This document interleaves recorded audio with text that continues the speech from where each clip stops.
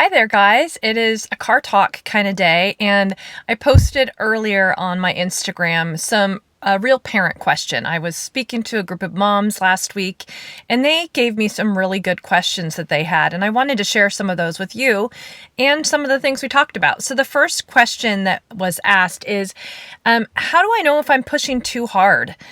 How do I know if I'm not pushing hard enough, right? Around distance learning and around what they're accomplishing this year.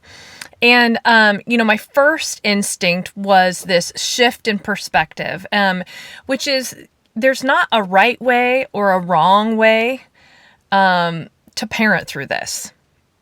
I mean, given some obvious exceptions, right? But for the most part, we don't have an answer.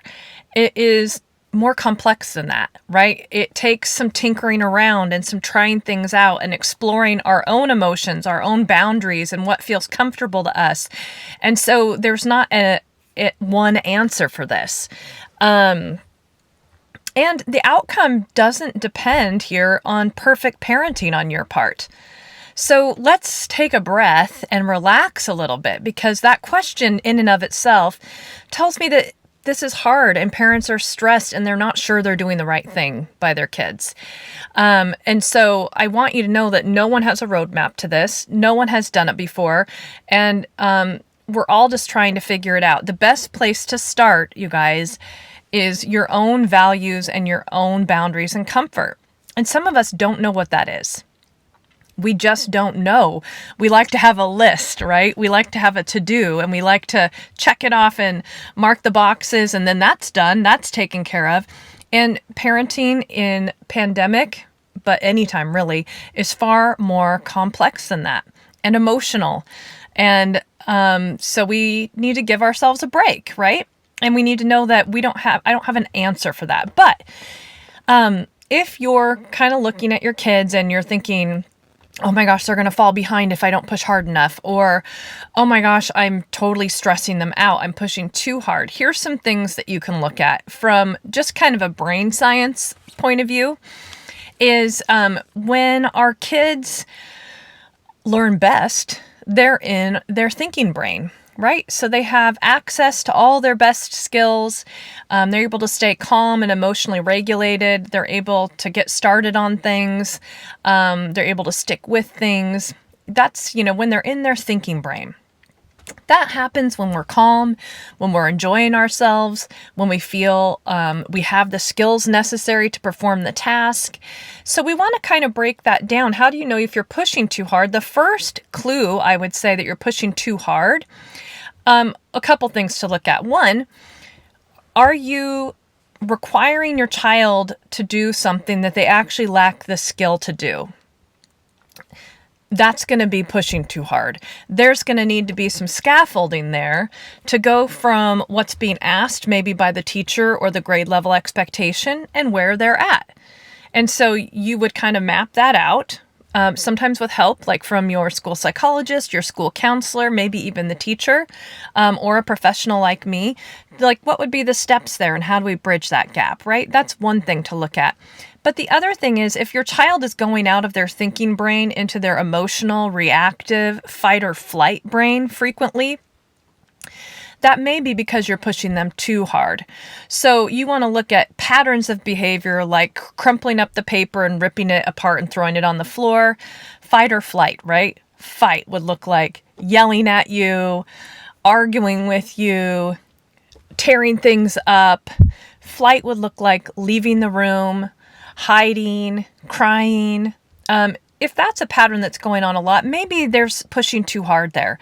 And maybe there's a skill deficit or a need that's not being met. And you can use the professionals in your school and in your community to kind of help pinpoint what those might be. But that would be the first thing that I look for. What are the opposite signs that maybe you're not pushing hard enough? And I don't even like the word pushing. That in the question I would change, because it's really not our job to push our kids into anything, is it? Like, maybe that mindset could use a little shift, right? Because that's what we think our job is, to push them to be good enough, to be accomplished enough, to get to college. Perhaps our job isn't to push at all, but to walk alongside and be a guide or a co-navigator on their path, right? But one sign that maybe you're over accommodating your child, which is another way we could say not pushing hard enough, is that if you're over accommodating your child's learning struggle or difficulty, I think the typical symptom in the parent is utter exhaustion, feeling of futility, a feeling of really feeling burnt out. If you really feel burnt out and exhausted, it's possible that you're over accommodating your child. And so those are things like sitting with them the whole time they're on Zoom and doing a lot of their work with them when perhaps there could be a plan in place for them to have their skills met, their needs met, and how you're going to exit and how you're going to grow that skill and grow that independence. If you're over accommodating, you're letting them sleep in because they had trouble falling asleep the night before. And then they're cranky. And so you're always playing catch up and you're always in there trying to figure out how to make it better. That could be a sign of not pushing hard enough, of not allowing them to build their coping and their independence by over accommodating. And so parenting truly is the ultimate balancing act.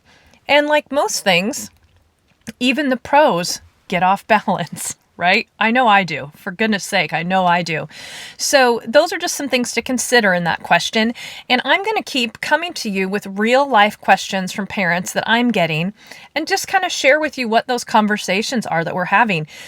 You notice that you can take these conversations and apply it to your own family. I'm not giving you rules to live by, right or wrong ways of doing things. I'm just giving you things to consider.